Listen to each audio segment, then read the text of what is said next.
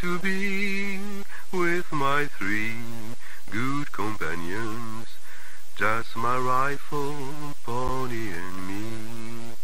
Micro-ciné, bonjour ou bonsoir, ça va dépendre de l'heure à laquelle vous allez découvrir cette nouvelle vidéo. Alors, aujourd'hui, on va parler d'un objet de cinéma, on va dire ça comme ça, quelqu'un de très important. Je me tais, alors c'est un livre à la base, et le livre parle de, voilà, Al Pacino, sous-titre Le Grand Jeu, c'est édité chez GM Éditions en partenariat avec Carlotta. L'auteur de ce livre, Ludovic Girard, il est là aujourd'hui pour nous en parler. Je vais quand même prendre le temps de lire la petite bio parce que c'est passionnant. Donc, vous êtes passionné de cinéma depuis l'enfance. Vous vous êtes formé à différentes approches du jeu d'acteur. C'est très important en France et aux États-Unis, notamment celle de Sanford Meisner.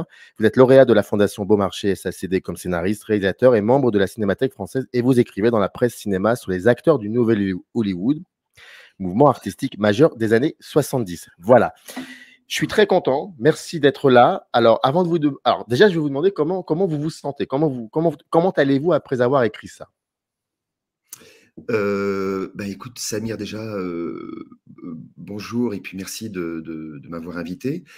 Comment je me sens après la sortie? Alors, la sortie, elle est toute récente, puisqu'en fait, c'était vendredi dernier. Écoute, on a l'impression que quelque chose est un peu, comment dirais-je, un peu terminé sur le sujet, mais en fait, pas du tout. Parce que quand on sort un livre, en fait, comment dirais-je, je ne sais pas si c'est pareil pour les autres personnes qui passent chez toi. Parfois, il y a des choses on s'est dit, bon sang, j'aurais dû dire ça dans le bouquin, ou il y a telle chose que j'aurais pu mettre plus en valeur, ou voilà. Et donc, pour moi, en fait, je me sens, ouais, non, je suis très heureux. Pour le coup, je suis très heureux de la sortie du livre, parce que c'est une sorte de travail au long cours que j'ai fait sur cet acteur majeur, hein. Et du coup, mais pour moi, ça reste une sorte de work in progress, en fait. C'est-à-dire, comment dire, mon approche du bouquin, en fait, il n'y a pas pour moi de vérité définitive déjà sur un artiste. L'idée, c'est plus de donner en fait au lecteur, si tu veux, les éléments pour que eux se fassent un portrait d'Al Pacino. J'allais dire le portrait peut-être le plus juste possible. Donc je dirais que je me sens bien, un petit peu excité parce que parce qu'on se dit est-ce que ça va fonctionner, est-ce que ça va pas fonctionner du tout, voilà, mais je suis très heureux du travail sur ce livre, et puis de l'équipe aussi chez GM Éditions qui publie le livre, et c'est une belle aventure. Qu'est-ce qu'il représente, Al Pacino, d'abord dans votre histoire du cinéma, la vôtre? Il représente quoi exactement? Ah la vache, c'est des c'est des grosses questions, Samir. Alors je sais que souvent tu démarres, parce que j'ai vu quelques entretiens notamment de Jean-Baptiste, et souvent tu démarres, et je trouve ça super d'ailleurs, par le fait de demander un peu quel est le lien de l'auteur avec le sujet. Et je pense que ce lien-là comment dirais-je, je pense que ça fait partie du livre, ça fait partie. Et c'est pas toujours facile à expliquer. Donc ça, c'est le seul truc sur lequel j'ai un peu réfléchi avant l'entretien, en fait, sur le lien que je pouvais avoir. Le reste, pas tellement. Mais donc en fait, alors sur l'acteur Al Pacino lui-même, je vais juste te dire un peu comment je l'ai découvert, mais après, je crois que c'est le pourquoi j'ai écrit ce bouquin, c'est un peu plus large qu'Al Pacino, en fait. Sachant que clairement, je suis un admirateur d'Al Pacino et de son travail. Après, comme j'écris sur lui, que je suis aussi comment dirais-je, dans la réalisation, tout ça, je suis pas du tout dans une logique de fan, si tu veux, tu vois. Et donc moi, je suis né en 70, et je crois que la première fois que j'ai vu Pacino à l'image, ça devait être en 77 ou 78. Tu sais, à l'époque, en fait, il y a eu une diffusion du Parrain qui a été faite pour la télé en épisode, en fait. Mmh. Et du coup, j'ai le souvenir vague, vers 7-8 ans, d'avoir vu la séquence de l'hôpital dans Le Parrain. En fait, je n'avais pas l'autorisation vraiment de voir Le Parrain parce que c'était un peu... Voilà, j'avais 7 ans, 8 ans. Et je me souviens de cette séquence de l'hôpital qui est d'ailleurs une superbe séquence dans le film de Coppola. Voilà. Et après, j'ai rien vu de lui jusqu'au début des années 90. Et en fait, j'ai vraiment découvert son jeu dans Scent of a Woman, donc le remake de Parfum de femme en 92, fait par Martin Brest. Et après, j'ai vu à peu près tous ces films au début des années 90. Et j'ai notamment été marqué par une scène, et je pense que je ne suis pas tout seul. S'il y a des admirateurs de Pacino qui regardent l'émission, c'est que j'avais vu au Max Linder la saga du Parrain. Donc, il faisait des journées à l'époque. Donc, Parrain 2, voilà, Parrain 3. Et je me souviens, j'ai découvert là-bas le Parrain 2, et notamment la séquence entre Diane Keaton et Pacino dans l'hôtel sur The Abortion Scene, la scène de l'avortement. Et à l'époque, j'avais été complètement cloué dans le fauteuil. C'était l'une des premières fois que j'avais été à ce point impacté par, voilà, quoi, par le jeu des acteurs. Et après, quand on voit la scène, toute la réalisation, l'écriture, tout est superbe dedans. Et ça c'est vraiment mon j'allais dire, voilà, comment je suis venu un peu à Pacino, moi.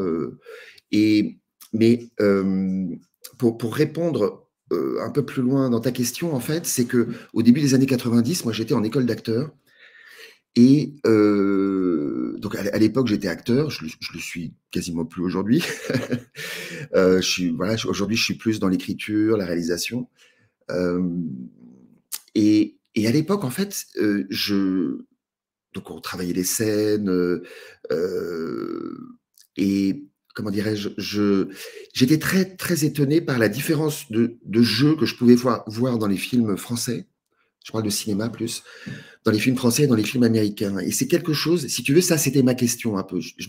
J'avais l'impression que des fois dans notre cinéma, il y avait quelque chose qui était, comment dirais-je, moins connecté, moins présent en fait, moins sur le moment, pas chez tous les acteurs bien sûr, mais c'est quelque chose que tu vois qui me je viens de te tutoyer, Samir. J'ai commencé par le vouvoiement, mais là, je viens de te tutoyer. C'est pas grave, il n'y a aucun souci. Et donc, voilà, j'ai eu tu vois, ce questionnement-là, et c'est le moment où j'ai découvert aussi les films de Pacino. Et donc j'ai creusé ça, en fait, et là, j'ai commencé à faire mes premiers spectacles comme acteur, comme metteur en scène. Et comme j'étais en train donc j'avais mes premiers cachets à l'époque, voilà. J'avais pas le statut d'intermittent à ce moment-là, et je faisais des petits boulots en fait. Et donc à un moment, je faisais des piges pour un éditeur, et il cherchait des projets, et du coup, moi, je leur ai dit, mais pas du tout, en pensant que moi, j'allais écrire quelque chose sur le sujet. Écoutez, en fait, voilà quoi, on était en 97, 98, il y a aucun bouquin en français sur Al Pacino. Et voilà, c'est peut-être un projet que vous pourriez développer, tout ça. Et la façon dont j'en ai parlé, l'éditeur à l'époque m'a dit, ben, pourquoi vous le feriez pas? J'ai dit, et donc, j'ai réfléchi. Au départ, moi, j'avais des spectacles, des trucs, je faisais le Festival d'Avignon, etc. Et en fait, j'ai trouvé que c'était déjà, c'était intéressant parce que c'était un terrain complètement à découvert.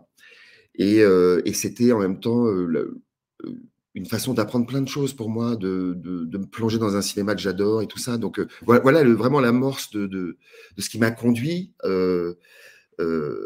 au bouquin et à sa réédition, en fait, qui est complète, voilà, où j'ai revisité tout le texte du bouquin.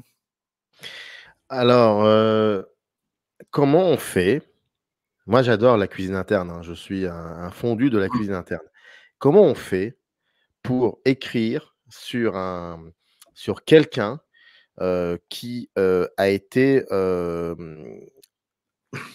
une espèce, pas un guide, mais qui t'a accompagné et qui, voire même aussi, t'a accompagné dans ce que tu as été à un moment professionnellement parlant. Donc, comment on fait pour écrire, donc pour créer quelque chose autour d'un personnage en évitant au possible l'émotion? Oui. Comment on fait? Alors, comment on fait? Écoute, déjà, comment faire? Je pense que c'est ne pas se poser cette question-là. Sinon, je l'aurais jamais fait, Samir. Hem, en fait, comment dire? Moi, si tu veux, dans mon travail, moi, j'essaie de me décoller un peu, comment dire? J'allais dire de moi. Heu, Tu vois, c'était assez particulier en même temps. Il y avait pas de livre qui existait sur lui et je me suis dit: «Bon sang», en fait, et c'est un peu pour les films que j'ai faits aussi, c'est des courts-métrages que j'ai faits. C'était finalement à chaque fois, c'était le film que je enfin, j'ai fait les films que je voulais voir, si tu veux, Samir, et là, je crois que c'est le livre que je voulais lire sur Al Pacino. Il y avait pas de livre sur Al Pacino, donc hem, c'est celui-là que je voulais lire. Donc, j'allais dire, je crois que c'est plutôt ça qui m'a guidé, en fait. C'est que je voulais lire un livre sur Al Pacino, il n'y en avait pas, donc je l'ai fait. Et l'idée, c'était effectivement que après, je trouve que c'est vrai que, ouais, bien sûr, on le fait pour soi, mais on le fait aussi. Je pense qu'il y avait plein de gens dans mon cas qui n'avaient pas les billes qui n'avaient pas tout le parcours à ce moment-là d'Al Pacino, qui était très intéressé par cet acteur. Et donc, je dirais que c'est ça, moi, qui m'a guidé. Et l'autre chose, en fait, je suis jamais venu devant un éditeur pour dire bon, vous savez, j'aimerais bien écrire un livre sur Al Pacino. Tu vois le processus, ça s'est Mmh. passé. Et j'ai remarqué, pour le coup, enfin souvent c'est ce qui s'est produit dans les choses que j'ai pu faire, que c'est pas là où était ma volonté la plus forte que j'ai réalisé le plus de choses en fait. Je suis venu à la mise en scène parce qu'on m'a demandé de mettre en scène en fait. Souvent quand les gens vous voient à un endroit, cet endroit peut être juste. Tu vois, Samir? Donc, c'est-à-dire que moi, au départ, clairement, oui, oui, bien sûr, j'ai fait une formation d'acteur. Après, je l'ai creusé. Après, ça m'a servi pour plein de choses. Aujourd'hui, j'ai plus ce besoin-là, par exemple, d'être acteur. Mais c'est ce que je voulais le plus. Mais c'est peut-être pas là où, comment dirais-je, où les choses se font, enfin, se font, où où je suis le mieux à ma place, finalement. Je ne sais pas si je réponds à ta question, surtout, Mais Samir. si, bien, alors, tu y réponds à partir du moment où je vais rebondir. Donc, si je rebondis, c'est que tu y réponds. Et je rebondis parce que la construction de ton livre, donc il y a 6 parties. C'est Mhm. comme ça d'ailleurs que tu les intitules. C'est des parties, ce sont des parties. La première s'intitule Premier pas, entre 1940 et 1970. La seconde partie, c'est l'âge d'or, 1971-1975. C'est quand même, comme disait Robin Williams, je ne sais plus lors de quel hommage Al Pacino, il avait énuméré, tu connais parce que il avait nommé, enfin, oui, quelques titres de films et il disait, et il a fait tout ça en 4-5 ans. Et Oui. c'est vrai que On pourra citer la série tout à l'heure qui est assez vertigineuse, en effet. Ouais. Ouais, tout à fait. on va en parler, ça c'est sûr et certain. Des lendemains qui déchantent, ça c'est la partie numéro 3 entre 76 et 89. Mhm. La partie 4, c'est sur les chapeaux de roue entre Mhm. 89 et 2001. Ensuite, What Happened to Al, c'est la partie 5, c'est entre 2001 et 2012. Et ensuite, Le Survivant, la dernière partie entre 2013 Mhm. et aujourd'hui, Oui, 2024. oui, c'est Donc ça. ça, c'est la construction qui a été pensée et que tu as et dont tu as suivi tout ça à la lettre. Mais Ouais. avant qu'on essaye de parler de toutes ces parties, Mhm. avec ton autorisation, pour chaque partie, je me permettrai de lire un extrait Mais bien sûr. qui me Oui. permettra voilà, qu'on puisse pourquoi cet extrait, et ensuite on en discutera. Il y a une chose quand même qui est fondamentale. Je veux dire, si on peut pas parler de ça, surtout en plus venant, enfin, toi qui as été acteur, Al Pacino, c'est un corps, d'accord, comme n'importe quel comédien et comédienne, Ouais. mais c'est encore beaucoup plus. C'est que ce corps dit aussi quelque chose d'une certaine période de Mhm. l'histoire du cinéma mondial et d'une Mhm. certaine période aussi de l'histoire du cinéma américain. Et j'aurais bien voulu que tu nous en parles de ça parce que je pense que quand on Mhm. a été critique de cinéma comme moi, au départ, on a tendance à oublier, c'est comme ça, on a tendance à oublier qu'il y a des comédiens et des comédiennes et que peut-être si on étudie, qu'on questionne leur corps, ça peut dire beaucoup plus de choses ce qu'un cinéaste voudrait dire avec sa caméra. Mais ça, c'est une parenthèse que je referme aussi vite que Mais j'ouvre, que je referme aussi vite que j'y rouvre. Donc il y a des choses à dire et là, pour le coup, lui, il arrive à un moment où il se passe plein de choses. J'aimerais que tu nous parles de ça, de ce corps et qu'est-ce que ce corps dit? Ouais. de ce moment-là? Ouais. Oui, oui, oui, oui, Samir, je réfléchis un peu à ta question sur le corps. Bah, disons qu'en fait, déjà, alors Al Pacino, oui, oui, c'est un corps qui est nouveau dans le cinéma. En fait, à ce moment-là, je pense que tu as Dustin Hoffman qui avait ouvert la voie un petit peu avant, c'est-à-dire sur des physiques relativement petits. On est sur 1,70 m, acteur brun, typé italien pour Pacino. Oui. Et en effet, donc c'est un nouveau corps qui arrive dans le cinéma. Ce qu'il y a, j'aime beaucoup ta question. Là où je suis, en fait, c'est moi ce qui m'intéresse. Je prolonge ce que tu dis, Bien sûr, bien Samir. sûr. C'est qu'est-ce qui a fait que ce corps arrive, euh, explose en fait au début des années 70, alors que rien ne préparait à ça en fait. Quand je dis rien, alors ça te va si je continue là-dessus, Samir? Bien sûr, je t'en prie, bien sûr, il y a aucun souci. C'est peut-être ma façon de te répondre. En fait, déjà, il y a la trajectoire de Pacino personnelle. Pacino, donc, il vient d'un milieu modeste. Ses parents se séparent quand il a 3 ans.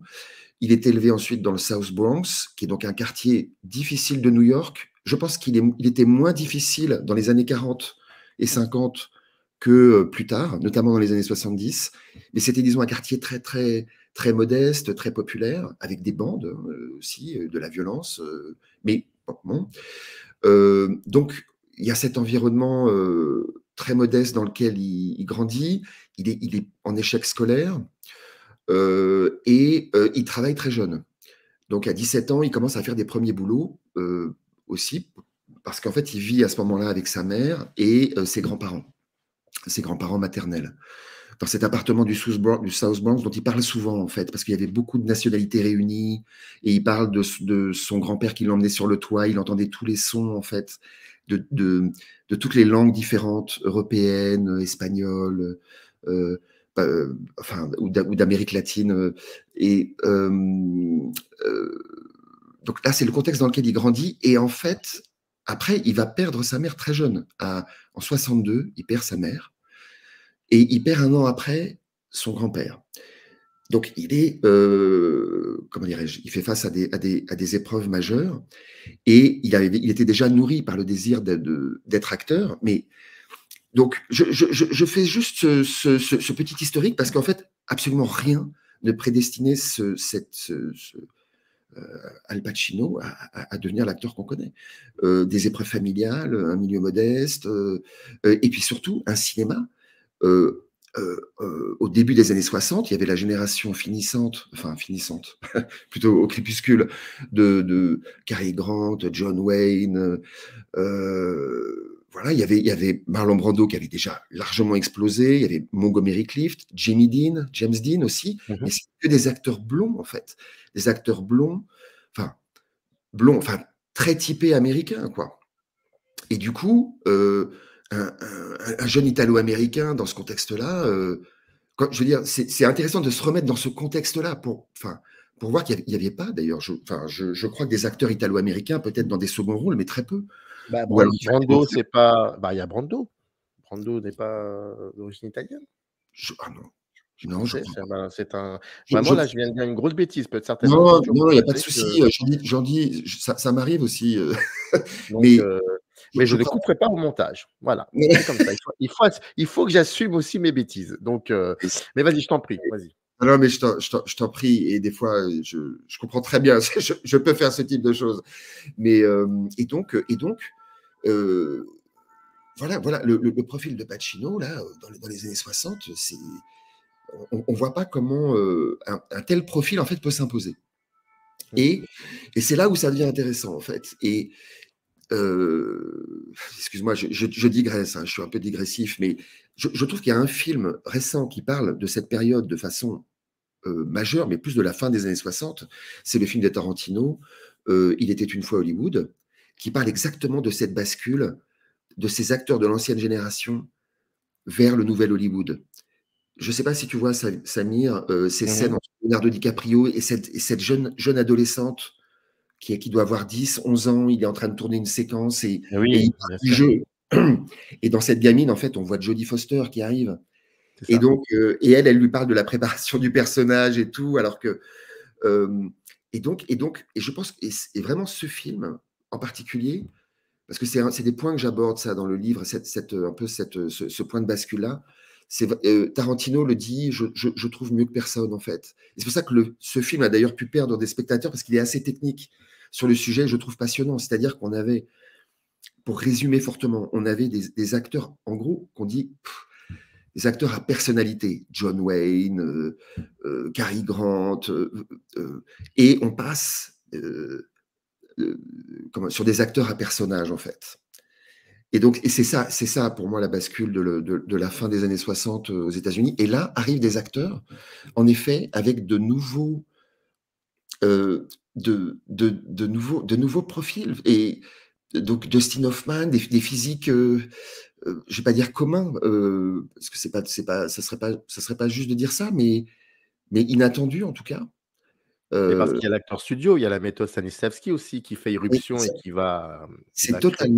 c'est totalement en lien en fait. C'est-à-dire que, et ça c'est une des choses du bouquin, c'est-à-dire que Pacino il a sa singularité d'acteur, mais en fait il s'inscrit dans un courant de jeu.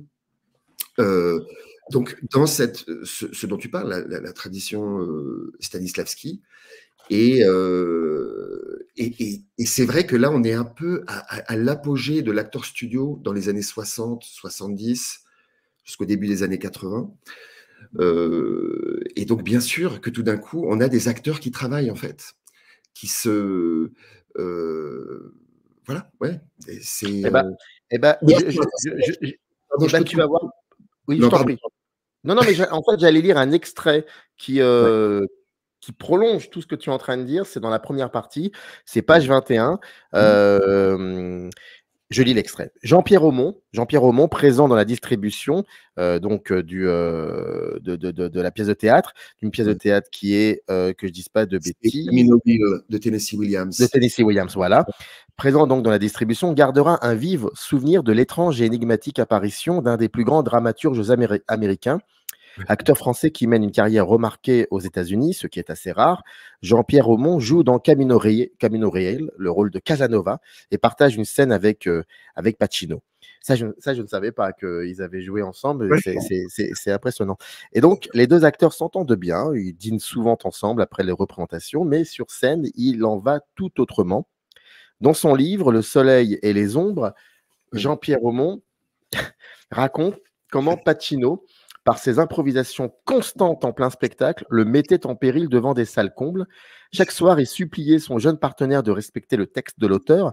Écoute-moi, Al, je sais que tu joues un rôle fort différent du mien. Tu es en blue jean quand je suis en costume du XVIIIe siècle. Je comprends que tu te sens porté à improviser des jurons et autres borborigmes, que tu ajoutes 10 fois le mot con dans ton texte. Ça m'est égal, je n'ai rien contre le mot con, mais au moins donne-moi la dernière phrase de la réplique.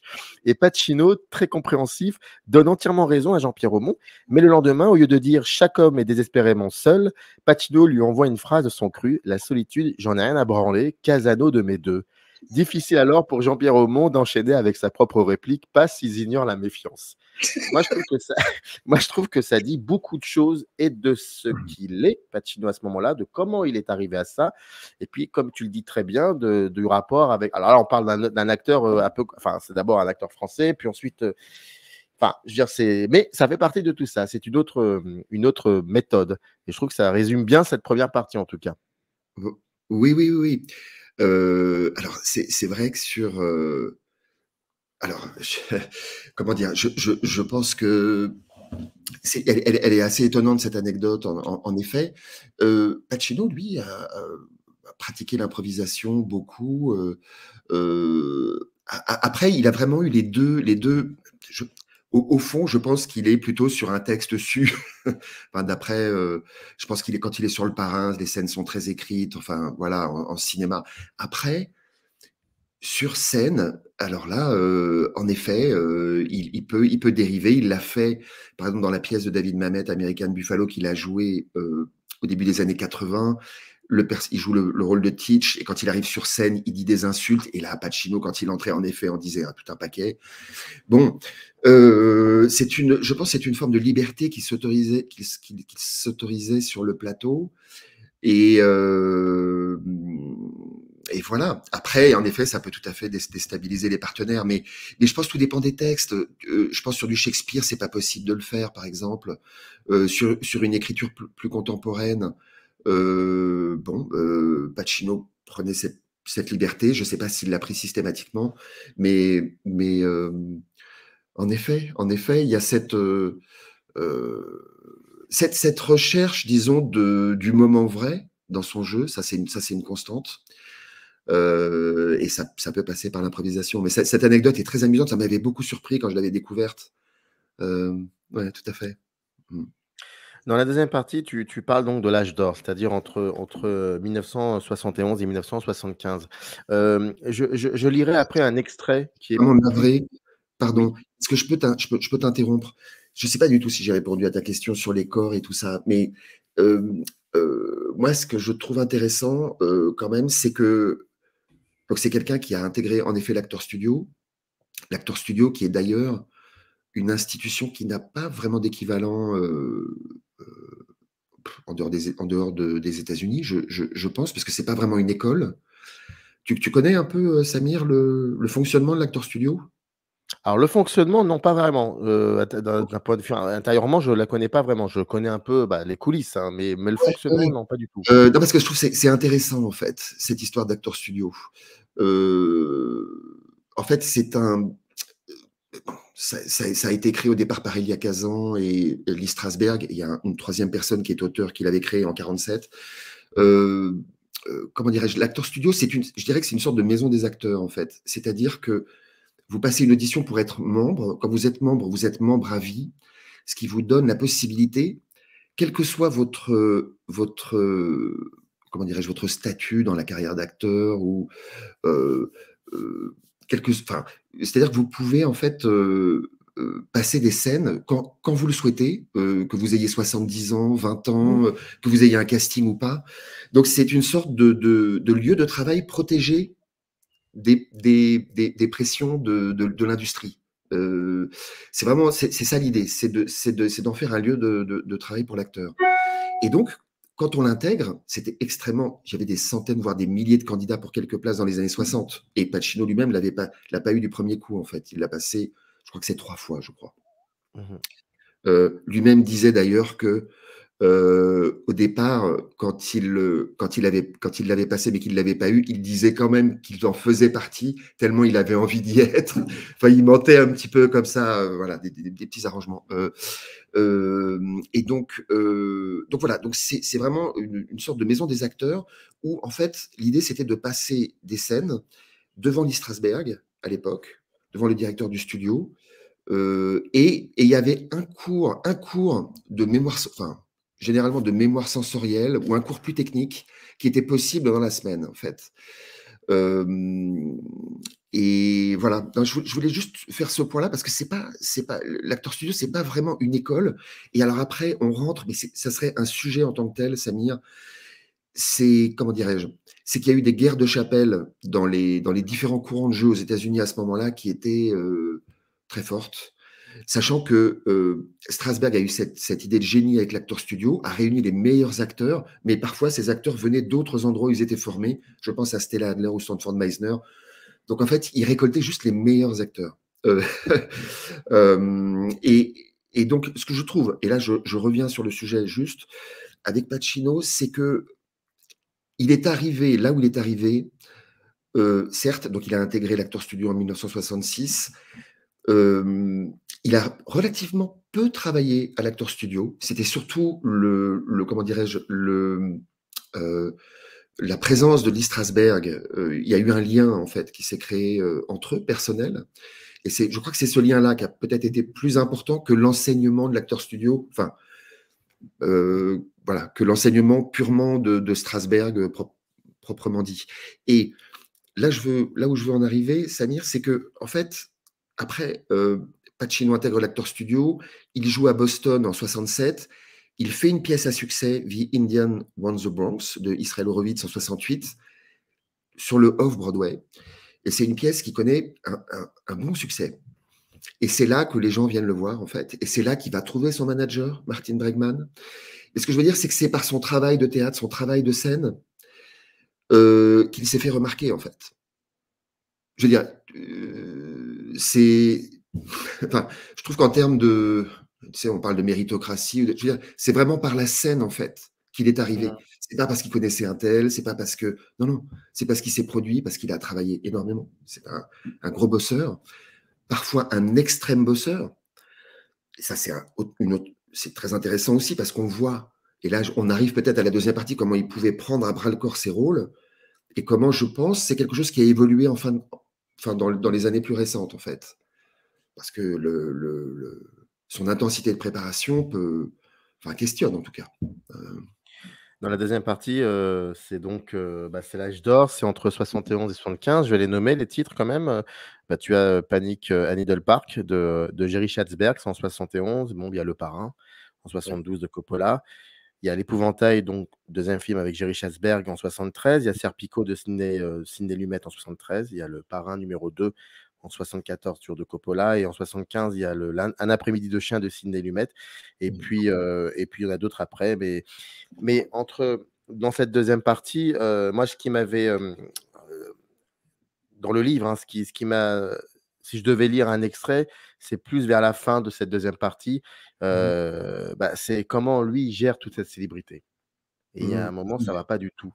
Et c'est intéressant peut-être pour parler de cette seconde partie, pour parler de cet âge d'or, finalement, de questionner de la manière qu'il a eu, lui, de gérer cette célébrité, qu'il avait aussi quand il était au théâtre, mais c'était différent. Et ça pourrait être intéressant. Qu'est-ce que ça dit finalement tout ça de cette période? Alors ça, le rapport de Pacino à la célébrité, c'est pareil, c'est quelque chose qui a évolué et c'est quelque chose qu'il a pleinement accepté, mais très tardivement en fait. Et c'est vraiment un point singulier. On pouvait le surnommer la Greta Garbo du cinéma, parce qu'en effet, il était très... déjà, il donnait à l'époque, quelque chose qui a changé aussi, il donnait assez peu d'interviews, et puis surtout, donc, ce qui s'est passé, c'est qu'il y a eu cette célébrité soudaine avec Le Parrain. Donc, Le Parrain, sorti en 72, et ce rapport à la célébrité... ouais, c'est vrai qu'il questionne plein de choses. Je pense que déjà, lui se voit vraiment comme un acteur et, comment dirais-je, en fait, à, à proposer des personnages, en fait, et que du coup, plus il est anonyme, en fait, plus il peut observer des gens dans la rue paisiblement pour son travail d'acteur, en fait. Tu vois, il y a même un rapport avec son travail, en fait. Plus il est libre de ses mouvements, en fait, plus il est... comment dirais-je, mieux il se sent en fait par rapport à son métier. Après, je pense aussi que quand on a un rôle écrasant, ça peut gêner pour d'autres rôles. C'est ça qui pouvait se dire aussi. Ça, c'est un élément. Mais et après là, alors là, c'est une hypothèse que je formule. C'est-à-dire que comment dirais-je, je pense qu'il y a peut-être une dimension émotionnelle aussi dans ce rapport à la célébrité. C'est-à-dire que, en fait, il a perdu sa mère 10 ans avant Le Parrain, et sa mère n'a pas vu j'allais dire ni son grand-père, sa réussite, exceptionnelle, quoi. Et du coup, là aussi, c'est une sorte de mise en contexte. Comment dirais-je, si vous avez une très belle réussite qui vous arrive et que les personnes les plus proches ne sont pas là pour la voir, qu'est-ce que vous avez en fait? Je pense que vous pouvez avoir une forme de chagrin profond. Il y a quelque chose qui manque. Voilà. Enfin, alors ça, c'est en mettant, c'est des fois des choses que j'essaie de faire dans le bouquin. Je donne pas, je sais même pas si je le dis précisément ça dans le livre, mais en mettant des éléments, tu vois, les uns à côté des autres. Il y a quelque chose qui émerge, en fait. Et pour moi, il me semble qu'il y a quelque chose, il y a une clé là-dedans.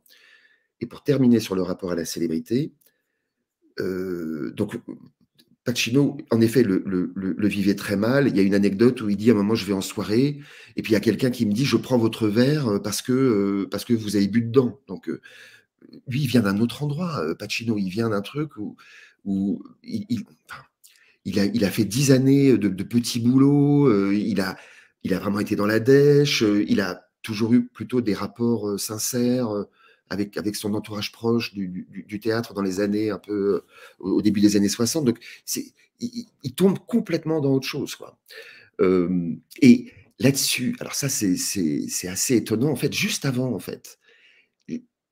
Panic à Needle Park, qui a eu un petit succès, Panic à Needle Park, enfin, un succès critique en Europe, mais pas vraiment de succès en salle, en tout cas aux États-Unis. Il a joué dans une pièce qui s'appelle The Local Stigmatic, qui est ça, c'est vraiment du 100% Pacino, je trouve. En fait, c'est une pièce assez obscure d'un auteur anglais. En gros, c'est sur comment dirais-je, deux gars comment dire, assez frustrés, en fait, qui s'en prennent à un acteur célèbre. Et qui le détestent et qui vont le torturer parce que c'est un acteur célèbre. Déjà, c'était 2 ans avant le Parrain. Et alors, il joue cette pièce à New York, qui est un four complet en 70. Je crois qu'il doit jouer que 8 ou 10 dates. Et c'était un tel four, en fait, que je crois que c'est le soir de la première, il y a John Voight qui avait fait Midnight Cowboy juste avant, qui a proposé à l'équipe de production de mettre un peu de sous pour qu'au moins il fasse une semaine de représentation. Bon, donc four complet. Ensuite, après un après-midi de chien, il reprend cette pièce avec John Cazale, on aura peut-être l'occasion d'en reparler, en 75, et il joue une semaine en 75. Et ensuite, il en fait un film, donc en 1900. En fait, c'est un film qui met 3 ans à tourner et qui ne sortira jamais dans le circuit commercial. Et donc, cette pièce, elle est vraiment sur le rapport à la célébrité, et ça indique plusieurs choses. Ça dit des choses sur le rapport à la célébrité de Pacino. Ça indique aussi, et ça, c'est une constante dans son travail, et ça, je trouve ça vraiment intéressant, parce qu'il y a la partie cinéma, mais il y a la partie théâtre. Si tu veux, il joue une pièce, il la laisse reposer, il la reprend 5 ans après, et il en fait quelque chose encore 10 ans après. C'est la même chose pour Richard III, c'est la même chose pour une autre pièce de Brecht. Donc ça, c'est extrêmement singulier, quoi. Extrêmement singulier, Samir. Et donc voilà un petit peu sur le. Mais donc c'est une célébrité qui est totalement mal vécue. Voilà. Comme il nous reste encore à peu près une quinzaine de minutes. C'est incroyable, Samir. Tu sais que je ne vois pas le temps passer. C'est effrayant. Tu n'hésites pas à m'interrompre. Je suis peut-être. Mais comme il nous reste une quinzaine de minutes, peut-être on pourrait essayer de comprendre un petit peu, c'est pas évident certes, mais pourquoi pas, essayer de comprendre, par rapport à ses films les plus importants, qu'est-ce qui le pousse à choisir tel rôle ou tel rôle? À partir de enfin, je te pose la question sur toute sa filmographie pour le coup. Comment on pourrait, synthétiser ça? Qu'est-ce qui le pousse à à choisir, à incarner tel personnage? Et je parle de films vraiment importants, hein, pour le coup, hein. Ça peut être, enfin, Ouais. Le temps d'un week-end, comme ça peut être Scarface ou Ouais. Ce qui le pousse, alors c'est vraiment le rôle. Je pense les enjeux du rôle, ce que lui va trouver comme matière à jouer en fait. Après, je pense qu'il y a des rôles aussi qu'il a pris parce qu'ils correspondaient à un moment en fait. Ça c'est intéressant dans une carrière quand il y a des rôles qui correspondent à quelque chose que l'on traverse dans sa propre vie. Ça l'a plutôt desservi. Mais je crois que tu voulais plutôt parler de ses grands succès, en fait. Des films dans lesquels on sent qu'il y a parce qu'un film comme Révolution, il est incarné, mais bon, Ouais. le film n'a pas donc peu importe s'il a eu du succès ou non, les films, mais c'est plutôt dans sa manière d'incarner un personnage, qu'est-ce qui le pousse à ça? Qu'est-ce qui le pousse à choisir tel personnage? Je crois que c'est après, je pense qu'il y a des choses aussi instinctives qui se font, Samir, tu vois? Là-dessus, je pense c'est quand on est acteur, on lit une partition, un rôle, Et on a une réaction aussi qui comment dirais-je, où tout n'est pas nécessairement ultra rationnel. Tu vois, il y a quelque chose qui va t'attirer dedans. Le parrain, c'est très particulier parce qu'au départ, il se voyait plutôt dans le rôle de James Caan, Sonny, sachant qu'au théâtre, c'était plutôt un acteur explosif dans The Indian Man of the Bronx. Donc, tu vois, dans le parrain, c'est le caractère éruptif de Sonny, joué par James Caan, donc il se voyait plutôt là-dedans. Et c'est Coppola c'est pareil, c'est là où on vous voit aussi après.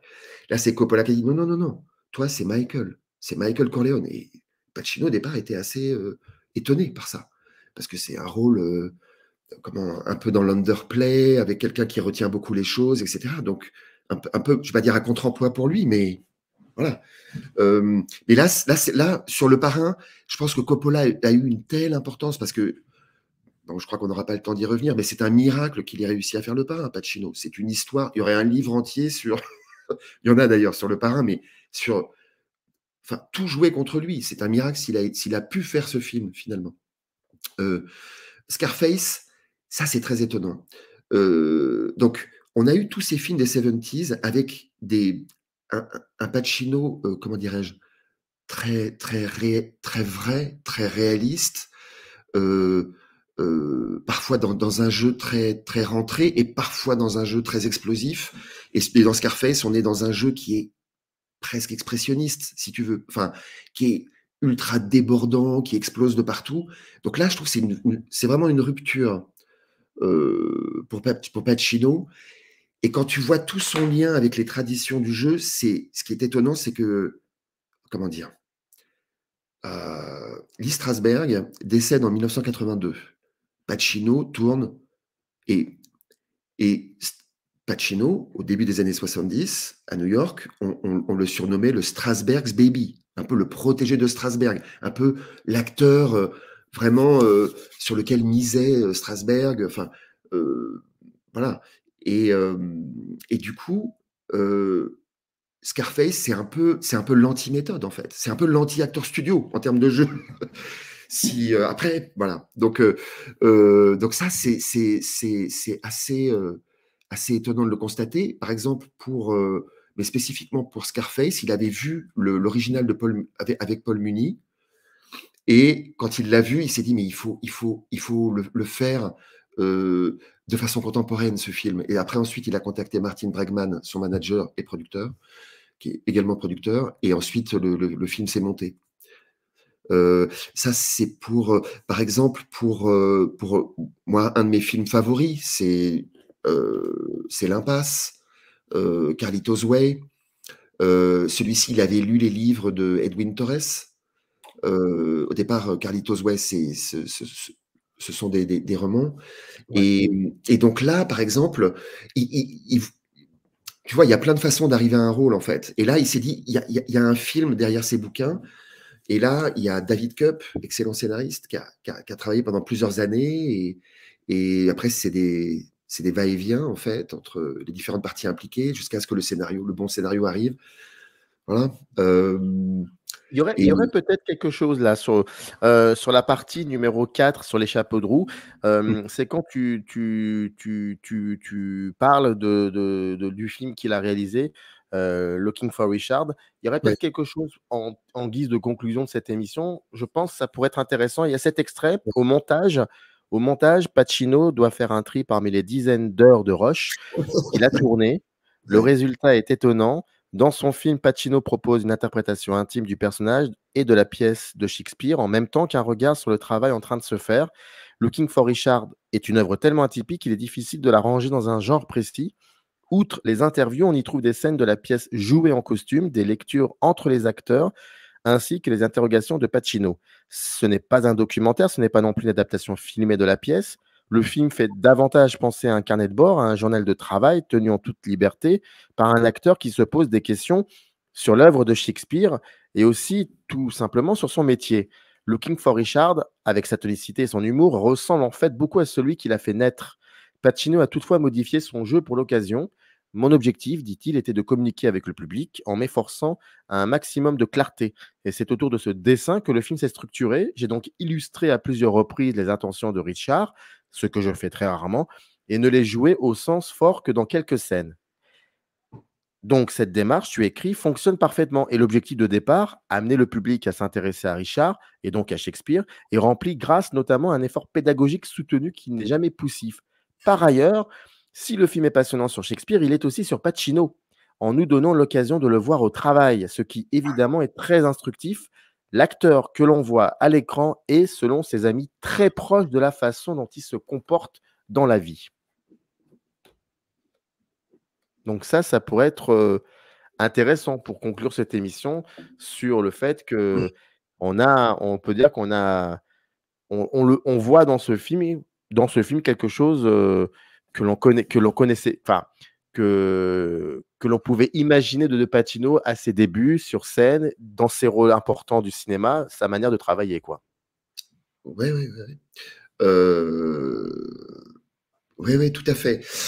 En fait, Looking for Richard, comment dirais-je, c'est vraiment. Je suis un peu en interrogation sur ce que tu viens de dire, parce qu'en fait, ça ouvre la séquence sur les films que lui a fait comme réalisateur, en fait. Et là, je pense qu'en effet, on a une sorte de, j'allais dire le vrai Pacino, c'est un peu, je sais pas si ça peut se dire, mais on a vraiment un Pacino qui souhaite vraiment, qui s'exprime pleinement. Déjà, on peut noter que lui, parce que on en a très peu parlé, mais il a eu une carrière au théâtre qui est considérable, en fait. Considérable, sachant que généralement les acteurs qui accèdent à la célébrité, ils délaissent un peu les planches, si tu veux. Lui, il a continué tout du long. Bon. Et donc, il y a ce rapport au théâtre quasiment charnel, son parcours au cinéma, et là, en fait, dans ses réalisations, il marie les deux. Et pour toutes ses réalisations personnelles, c'est vrai pour Looking for Richard et c'est vrai pour les autres. Donc, il y a Chinese Coffee, c'est des films autoproduits, quasiment des home movies, en fait. Chinese Coffee, qui est une pièce contemporaine. Ensuite, il y aura The Local Stigmatic, dont on a un petit peu parlé. Et la pièce Salomé qu'il a filmée. Il a filmé aussi un documentaire. Tous ces films ne sont jamais sortis en France, d'ailleurs. Hein. Certains sont sortis dans un coffret aux États-Unis. Bon. Et donc, il y a cet espace, en fait. À chaque fois, c'est des pièces de théâtre. Et à chaque fois, il en fait un film. Et je pense que là, en effet, c'est son point de jonction. Alors après, la question, c'est que c'est vrai que dans Looking for Richard, il y a des scènes, comment dirais-je, on a l'impression que c'est du documentaire et que c'est saisi sur le vif et que c'est lui.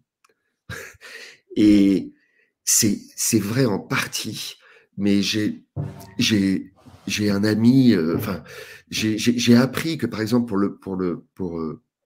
le documentaire de Wild Salomé, en fait, il a fait comme ça. Il a filmé des scènes de la pièce de Salomé et des moments, en fait, en dehors de la pièce.